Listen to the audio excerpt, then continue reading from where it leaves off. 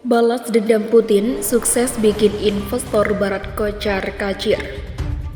Presiden Rusia Vladimir Putin dikabarkan berhasil balas dendam dan membuat investor dari negara barat kocar-kacir kebingungan. Hal ini bermula saat Putin menerbitkan kebijakan yang melarang investor dari negara barat dan sekutunya untuk menjual saham di proyek energi dan perbankan hingga akhir tahun.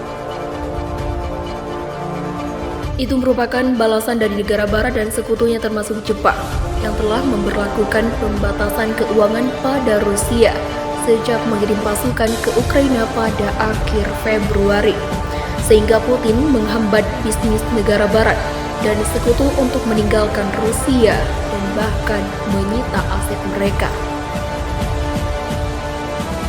Keputusan itu ditandatangani oleh Putin dan diterbitkan pada hari Jumat, di mana segera melarang investor dari negara yang mendukung sanksi terhadap Rusia untuk menjual aset mereka dalam perjanjian bagi hasil atau PSA, bank, perusahaan energi seperti minyak gas, batu bara hingga nikel.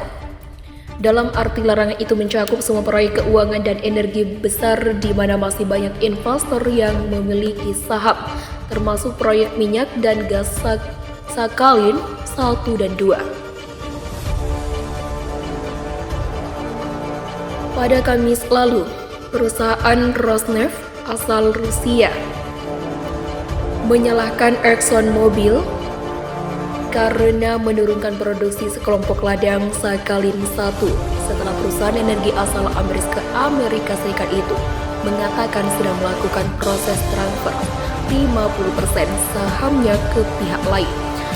Sementara investor asing di proyek gas alam cair atau LNG Sakhalin 2, Royal Dutch Shell, dikabarkan tengah mencari opsi untuk menarik diri dari proyek.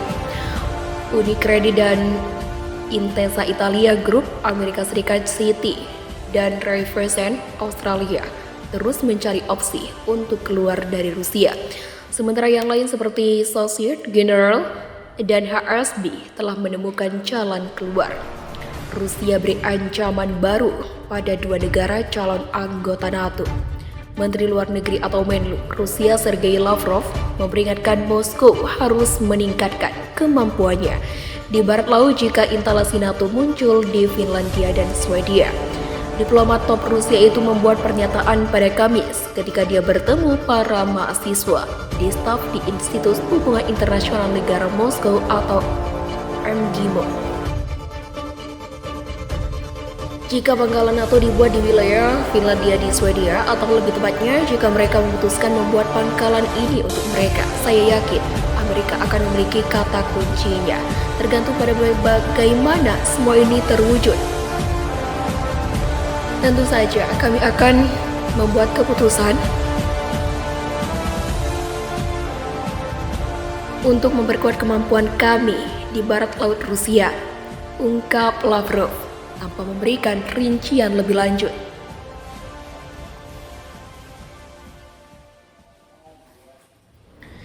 Dia menjelaskan bagaimanapun meluncurkan pangkalan NATO di wilayah kedua negara Nordik akan secara radikal memperluas garis kontak antara Rusia dan aliansi tersebut.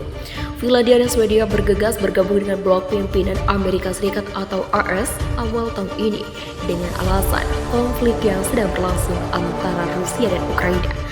Sementara secara resmi mempertahankan status netral selama beberapa dekade, kedua negara Nordik telah bekerja sama erat dengan aliansi militer itu untuk waktu yang lama.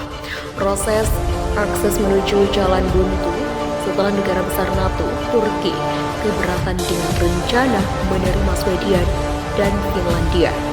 Ankara menuduh kedua negara itu berfungsi sebagai rumah tamu bagi organisasi teroris dan menampung anggota kelompok Kurdi yang dianggapnya sebagai teroris oleh Turki. Kebuntuan itu akhirnya diselesaikan pada Juni selama KTT NATO di Madrid setelah serangkaian negosiasi yang intens. Turki setuju secara resmi mendukung akses Stockholm dan Helsinki ke blok militer dengan syarat mereka menindak kelompok yang dianggap Ankara sebagai teroris dan mengatasi masalah bilateral lainnya seperti embargo senjata.